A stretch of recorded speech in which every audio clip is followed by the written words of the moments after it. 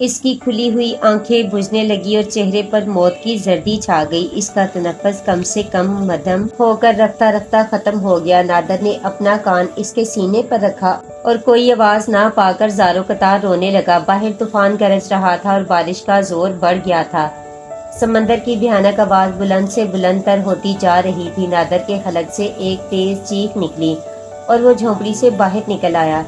تیز ہوا کے جھونکے نے اچانک ہی اسے زور کا دھکا دیا اور اس کا سر درخت سے جا کر ٹکرایا۔ خون کی ایک دھار پیشانی سے رخسار پر اور رخسار سے داڑھی سے گزرتی ہوئی سینے پر گرنے لگی۔ اس کے سر میں چکر آ گیا تھا اور پھر آہستہ آہستہ وہ زمین پر بیٹھتا چلا گیا۔ ہوش آیا تو آسمان روشن ہوتا جا رہا تھا۔ سلسلہ کوہ پر چوٹیاں سونے میں نہا گئی تھی اور آسمان سے زمین تک آتشی ستون اترتے ہوئے نظر آ رہے تھے۔ جنگل کے درختوں نے ٹہنیاں پھیلا کر صبح کا استقبال شروع کر دیا تھا اور اجالا کرب و جوار میں پھیلتا جا رہا تھا۔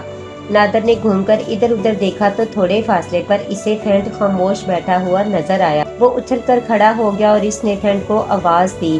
تب فینٹ مرے مرے قدموں سے اس کے قریب پہنچا اور سر جھکا کر کھڑا ہو گیا۔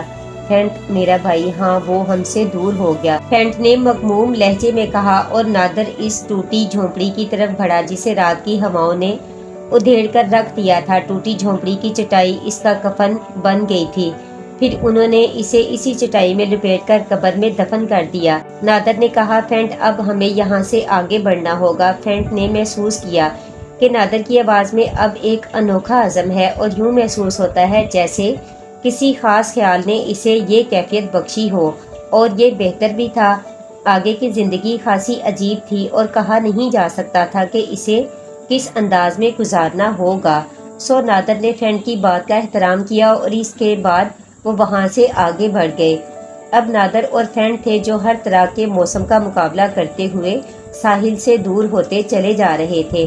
ناریل کے درختوں کا یہ سلسلہ تا حد نظر چلا گیا تھا اور ان پہاڑی ٹیلوں تک پہنچا تھا جو دور سے نظر آ رہے تھے، اور قرب و جوار میں ویرانی بکھری ہوئی تھی۔ پھر خاصا وقت طے کرنے کے بعد وہ ان پہاڑی ٹیلوں تک پہنچے جن کے درمیان چھوٹے چھوٹے رخنے بنے ہوئے تھے اور ان رخنوں میں پھنس پھنس کر باہر نکلا جا سکتا تھا، یعنی دوسری طرف۔ لیکن فینٹ نے یہی پیش گوئی کر دی اور اس نے کہا تھا، مسٹر نادر، ٹیلوں کے دوسری طرف یقینی طور پر جنگل بکھرا ہوا ہے۔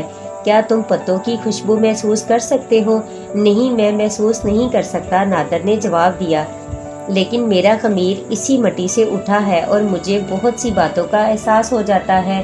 پھر یوں ہوا کہ رات کا قیام انہوں نے ٹیلے کے اسی طرف کیا، لیکن دوسری صبح کے آغاز کے ساتھ ہی وہ ایک رخنے میں داخل ہوئے اور دوسری جانب پہنچنے کی کوشش کرنے لگے، لیکن ابھی آدھا ہی فاصلہ طے کیا تھا کہ دفتن ہی بندوق چلنے کی آواز سنائی دی اور وہ دونوں سہم کر رک گئے۔ نادر ساکت ہو گیا تھا اور فینٹ اس سے کچھ فاصلے پر کھڑا ہوا تھا۔ نادر نے کہا، یہ تو فائر کی آواز ہے۔ ہاں، میں نے محسوس کیا ہے، مگر یہاں تم کیا سمجھتے ہو مسٹر نادر؟ جنگلوں اور پہاڑوں میں رہنے والے اب جدید ماحول سے اتنے ناآشنا نہیں رہے۔ ہو سکتا ہے یہ کوئی ایسی جگہ ہو جہاں کوئی ذہین قبیلہ آباد ہو۔ ہمیں احتیاط کے ساتھ دوسری طرف دیکھنا چاہیے۔ اور جب اس رخنے کے آخری سرے سے انہوں نے دوسری طرف جھانکا تو انہیں دو خیمے نظر آئے جن میں کچھ افراد موجود تھے، اور ان افراد کو دور سے دیکھ کر ہی اندازہ ہو سکتا تھا کہ وہ سفید نسل سے تعلق رکھتے ہیں۔ فینٹ نے کسی قدر ناخوشگوار انداز میں کہا، گوری چمڑی اور کالے دل کے لوگ، آؤ ان کے قریب چلیں، جیسا تم پسند کرو عظیم آقا۔ تب وہ ان کی طرف چل پڑے اور کچھ لمحوں کے بعد انہوں نے انہیں دیکھ لیا اور ان کی طرف متوجہ ہو گئے۔ وہ لوگ حیران تھے۔ نادر نے دونوں ہاتھ بلند کیے اور آہستہ آہستہ آگے بڑھ گیا، جیسے یہ ظاہر کرنا چاہتا ہو کہ وہ بے ضرر انسان ہے، اور سفید فاموں نے اسے گہری نگاہوں سے دیکھتے ہوئے خوش آمدید کہا۔ ان میں سے جو شخص سربراہ تھا اس کا نام والٹن تھا، اور والٹن ایک سخت گیر آدمی معلوم ہوتا تھا۔ اس نے اپنی نیلی اور چھوٹی چھوٹی آنکھوں سے نادر کو گھورتے ہوئے کہا، یقیناً تمہارا تعلق مہذب دنیا سے ہے۔ تمہارے بدن کا یہ بوسیدہ لباس اور تمہاری جسامت یہ بتاتی ہے۔ آپ کا خیال درست ہے مسٹر، ہم ایک تباہ شدہ جہاز کے غرق آب مسافر ہیں جو زندگی کے ہاتھوں مجبور ہو کر ساحل سے آ لگے ہیں۔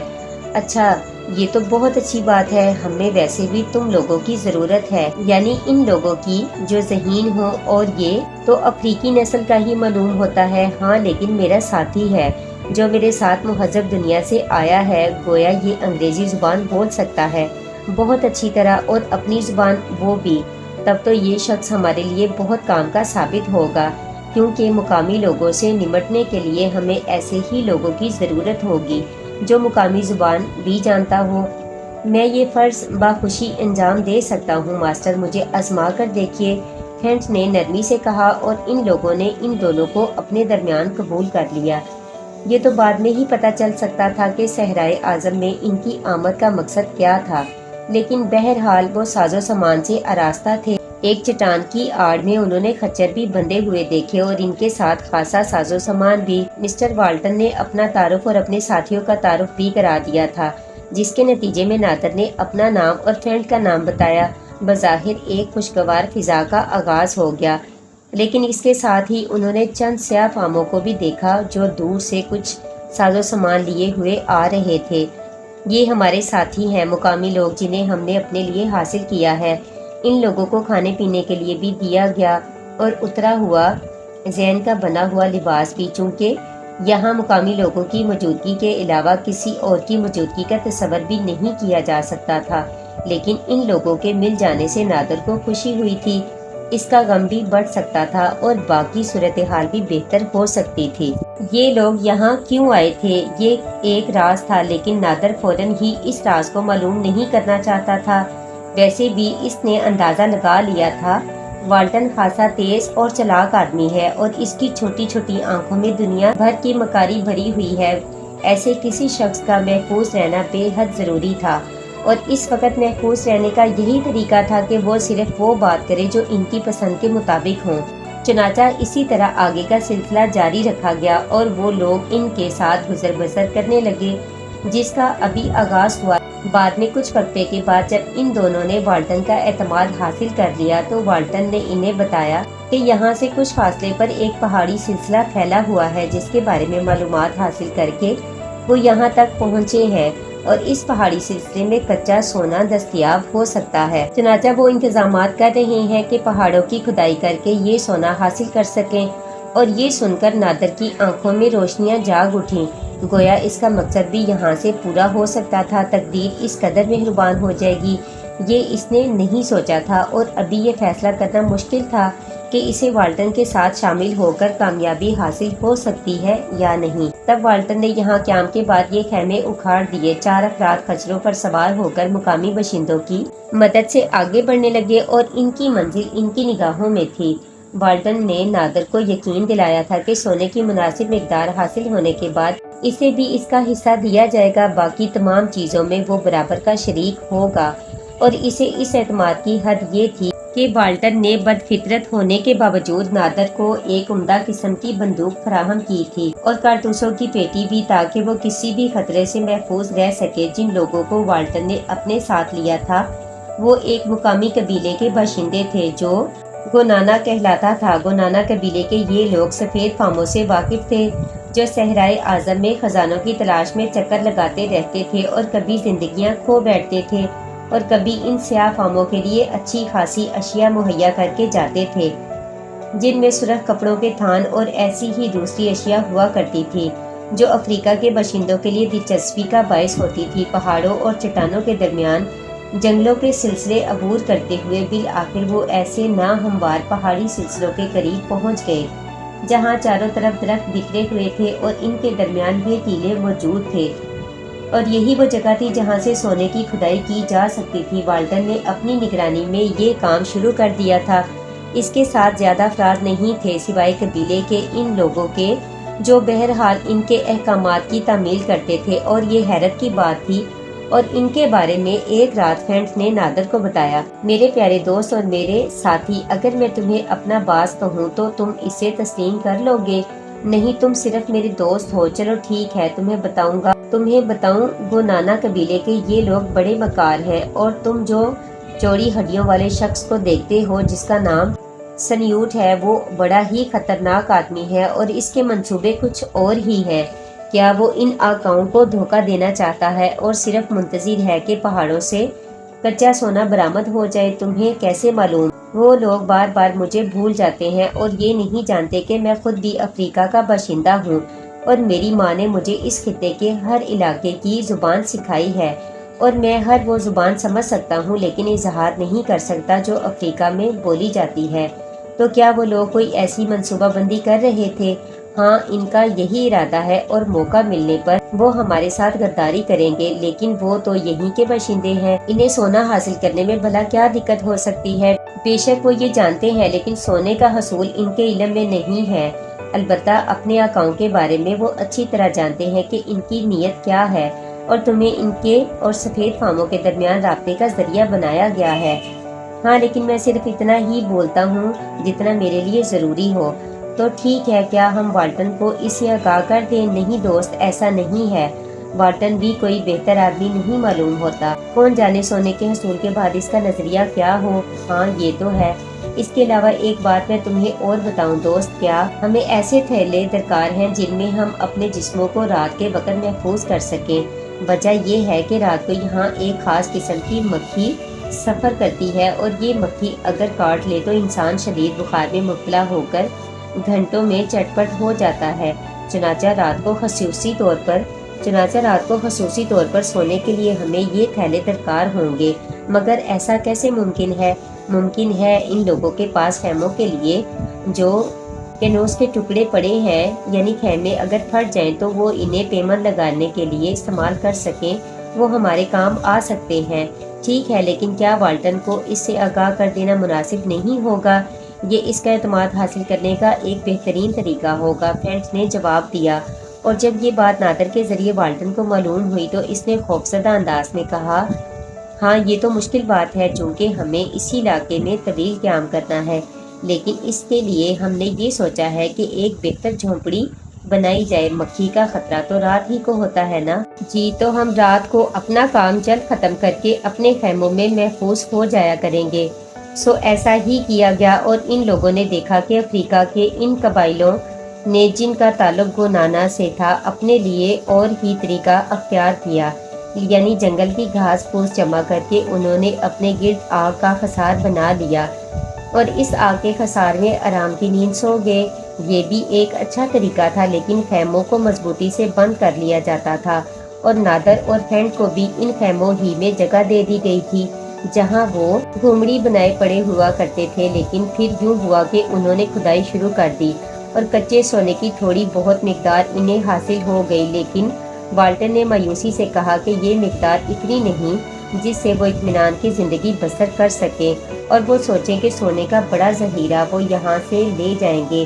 اس کے لیے انہیں یہاں سے آگے بڑھنا پڑے گا، چونکہ ان کے پاس موجود نقشے کے مطابق پہاڑوں کا سلسلہ بہت دور تک پھیلا ہوا ہے جن میں سونا پایا جاتا ہے۔ تو سب نے اس بات سے اتفاق کیا، اور گونانا قبیلے کے لوگوں نے بھی اس سے انحراف نہیں کیا، اور وہ آگے بڑھنے کی تیاریاں کرنے لگے۔ لیکن پھر اسی رات ایک حادثہ ہو گیا۔ وہ دو افراد جو کسی صورت کے تک رات کے وقت خیمے سے باہر نکل گئے تھے اور ان ہدایات کو یاد نہیں رکھ سکے تھے جو والٹن نے انہیں دی تھی، ان زہریلی مکھیوں کا شکار ہو گئے۔ زہریلی مکھیوں نے ان کی گردنوں پر کاٹا، اور وہ چیختے ہوئے اندر واپس آ گئے۔ اس کے بعد انہیں شدید بخار ہوا، اور صبح ہوتے ہی دیکھتے وہ زندگی سے ہٹ کر موت سے ہم آغوش ہو گئے۔ والٹن کے خواص جواب دے گئے تھے، ویسے بھی اپنی اس ناکامی سے وہ خاصا دل برداشت نظر آنے لگا تھا، اور آگے بڑھنے کے تصور سے اسے کچھ خوف محسوس ہوتا تھا۔ وہ دن بڑے غم کے عالم میں گزارا گیا، جبکہ گونانا کے لوگ شکار کی تلاش میں نکل گئے تھے، اور پھر اس دن کے خاتمے کے بعد رات کو وقت گزرنے لگا۔ والٹن اور اس کا ایک ساتھی جس کا نام ایرن تھا بڑے مفہوم ایک گوشے میں سر جھکائے بیٹھے رہے تھے۔ پھر جب صبح کو وہ جاگے تو انہوں نے ایک عجیب منظر دیکھا، یعنی والٹن اور اس کا ساتھی دو خچروں کے ہمراہ غائب تھے، اور خیمے وغیرہ وہیں چھوڑ گئے تھے۔ یہ ناقابل یقین سی بات ہے۔ فینٹ نے اس خدشے کا اظہار کیا اور بولا، یہ بھی ہو سکتا ہے کہ آقا کے سونا ان گونانا والوں نے غائب کر دیا ہو، اور ان دونوں کو بھی ان کے ساتھیوں کے قریب کسی قبر میں سلا دیا ہو۔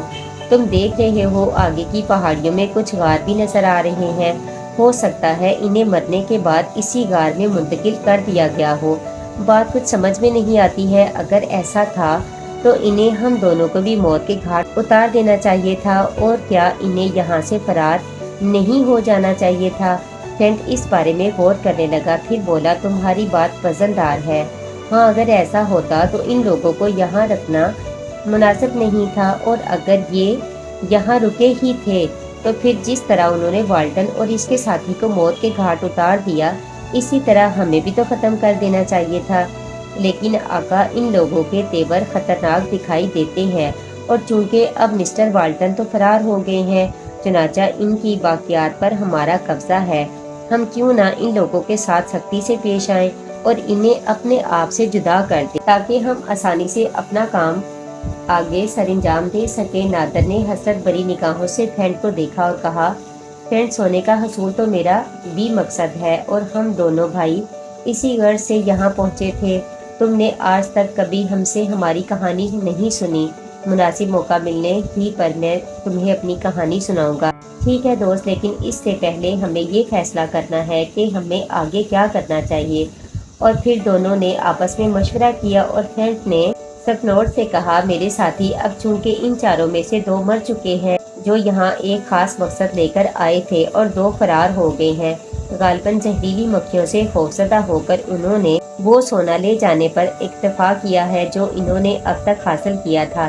لیکن ہمارا مقصد سونے کا حصول نہیں ہے، اس لیے بہتر یہ ہوگا کہ تم لوگ بھی ہم سے جدا ہو جاؤ، اور ہم اب تنہا رہنا چاہتے ہیں۔ تو سنپورٹ نے کہا، لیکن تم یہاں تنہا رہ کر کیا کرو گے؟ یہ معلوم نہیں تمہارا کام نہیں ہے، تو حد سے زیادہ چالاک بننے کی کوشش کرتا ہے۔ کیا یہ بہتر نہیں ہوگا کہ تو اپنی زبان بند رکھ؟ میں جو کچھ کہہ رہا ہوں وہ حقیقت پر مبنی ہے، اور تمہارے لیے اس میں برا ماننے کی کوئی بات نہیں ہے۔ کیا تم یہ بہتر نہ سمجھو گے کہ اب اپنے کام سے لگو؟ لیکن ہمارا معاوضہ کون ادا کرے گا؟ سونا تو وہ لوگ لے جا چکے ہیں، اس کی ذمہ داری ہم نے قبول نہیں کی، اور نہ ہی، جیسا کہ تم جانتے ہو، ہم ان کے ساتھیوں میں سے تھے۔ ہم تو وہ تھے جو سمندر کی لہروں کے ساتھ بہتے ہوئے یہاں آ نکلے تھے، لیکن تمہیں وہ کام کرنا پڑے گا جو ہمارا سفید آقا کرنا چاہتا تھا، یعنی سونے کا حصول۔ اتنا سونا حاصل کر کے ہمیں دو کہ ہمارا اتنے دن گزارا ممکن ہو جائے۔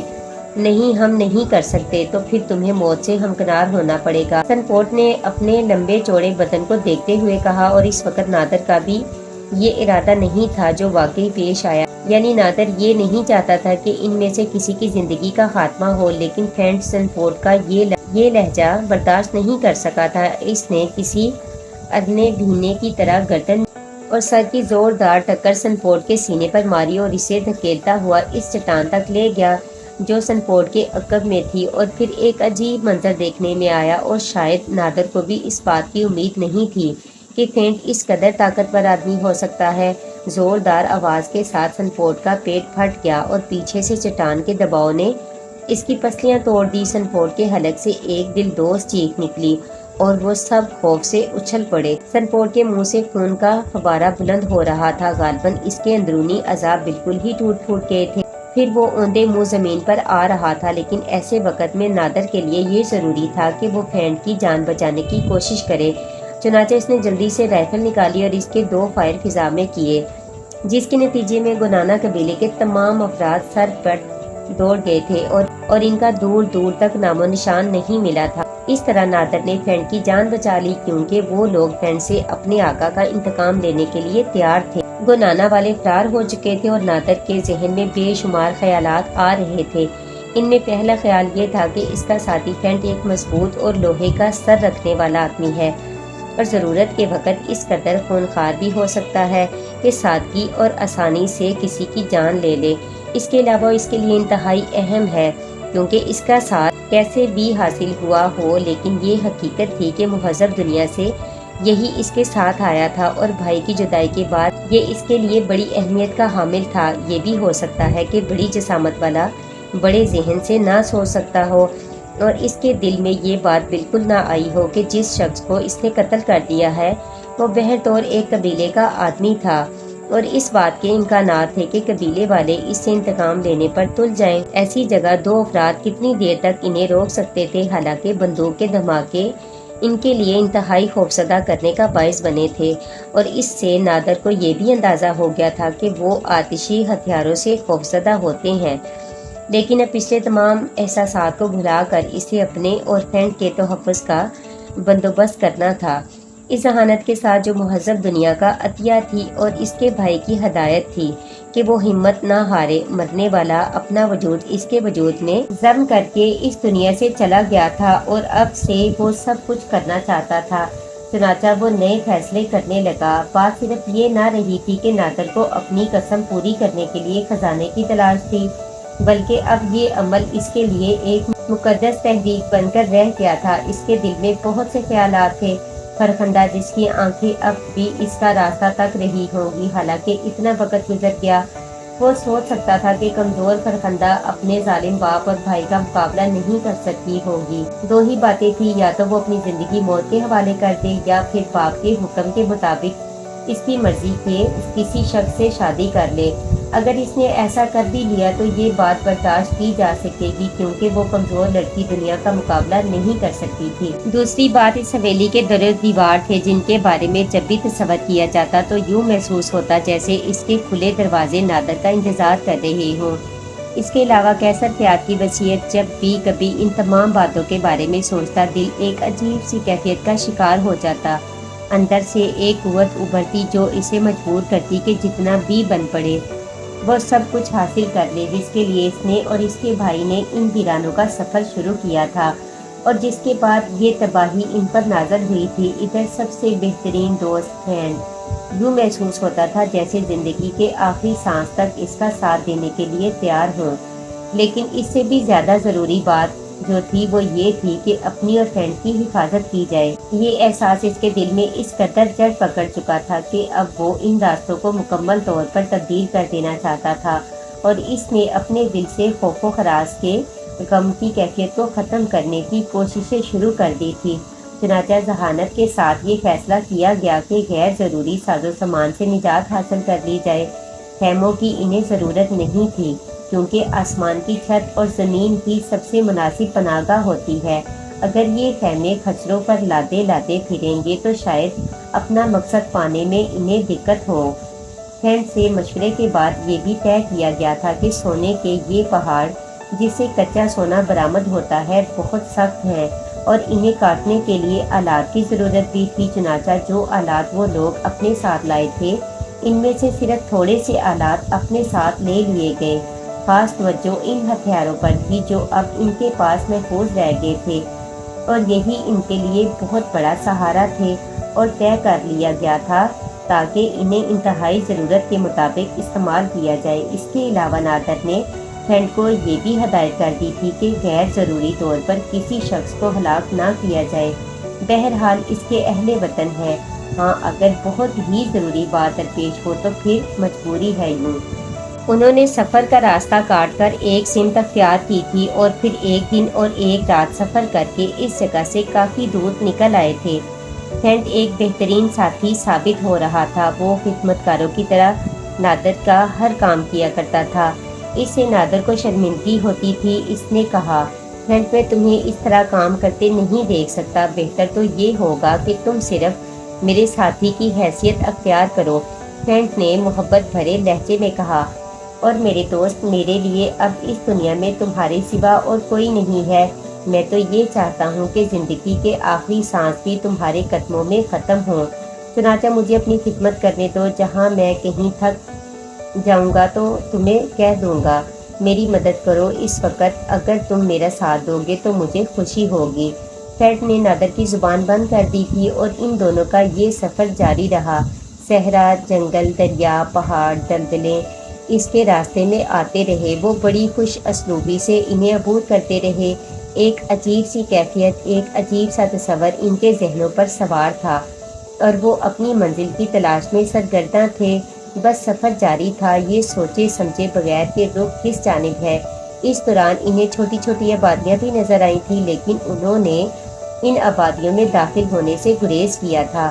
اور جہاں تک ممکن ہو سکتا تھا وہ ان سے بچنے کی کوششوں میں سرگرداں تھے۔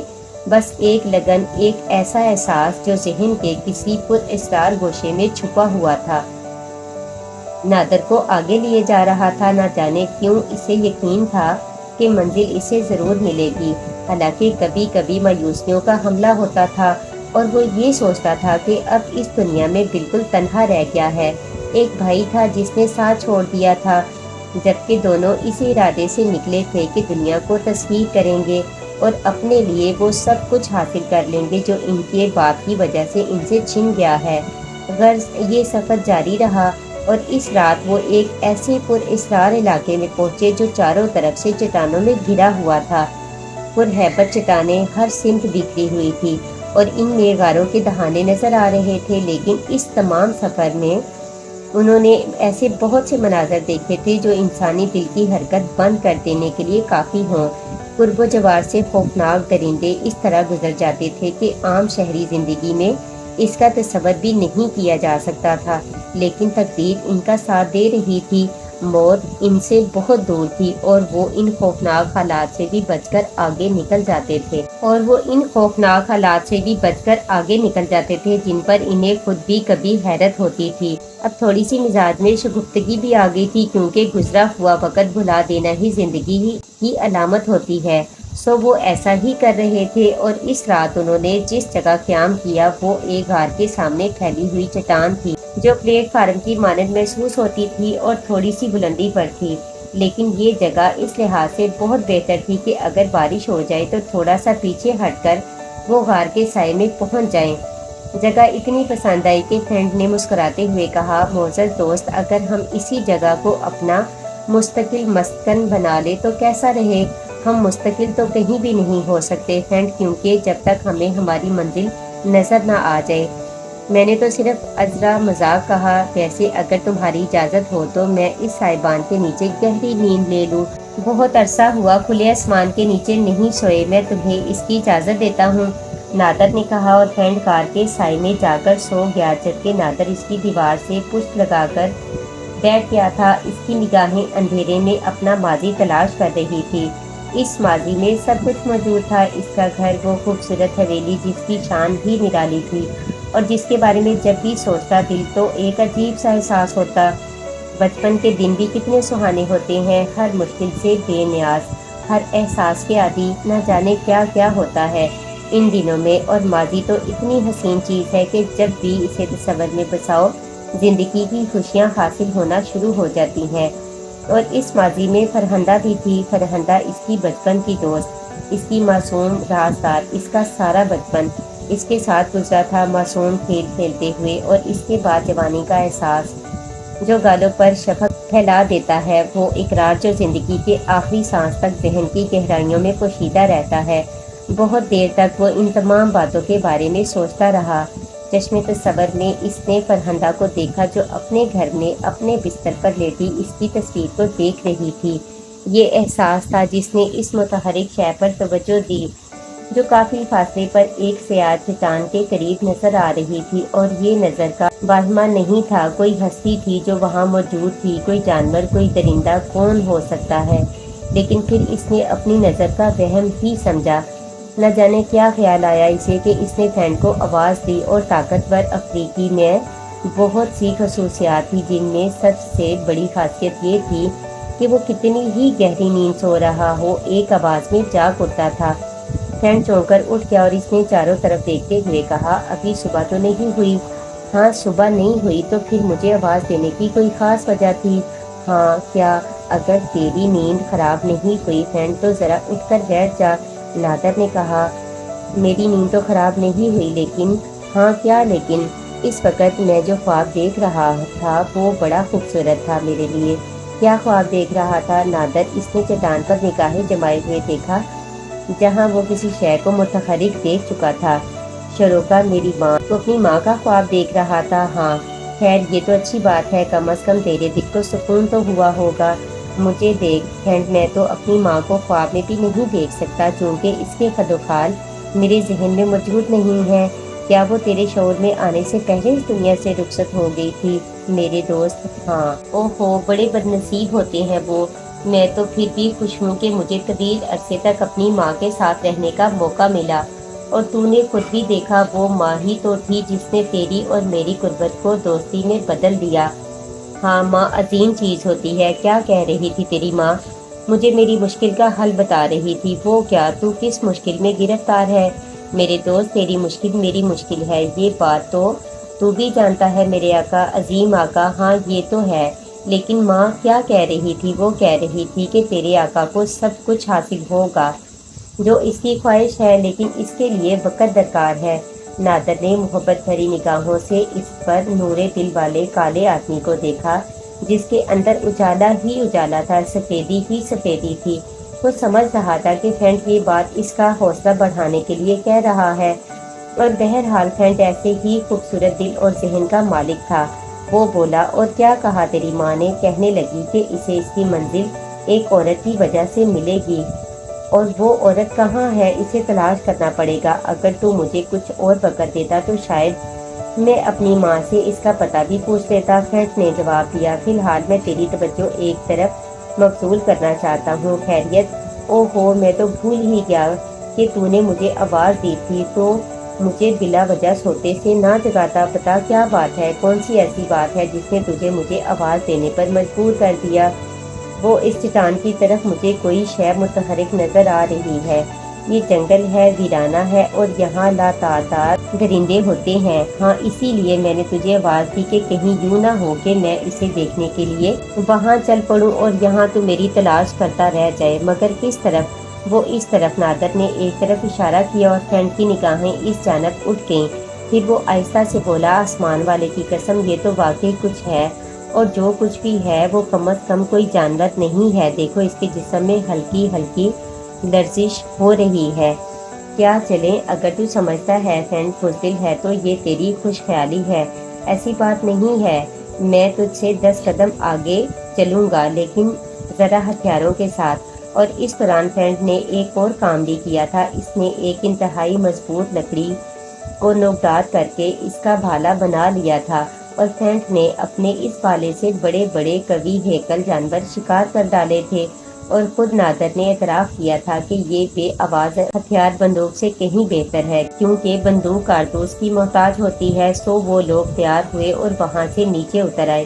ایک طرف فرینڈ نے اپنے ہاتھ میں لکڑی کا بھالا سنبھال لیا تھا، اور دوسری طرف نادر نے بھی بندوق لوڈ کر لی تھی تاکہ ضرورت پڑنے پر کوئی مشکل پیش نہ آئے، اور وہ آہستہ آہستہ اس کی طرف بڑھ رہے تھے جدھر وہ چٹان موجود تھی۔ پھر کچھ وقت کے بعد وہ چٹان کے قریب پہنچے تو انہوں نے دیکھا کہ کوئی عورت اچھل کر کھڑی ہو گئی ہے تاروں کی مدھم چھاؤں میں، اور اس کا ہیولہ دیکھ سکتے تھے، اور شاید قریب سے اس کی نقوش بھی، کیونکہ روشنی اس قدر کم نہیں تھی کہ اس کے نقوش نظر نہ آ سکیں۔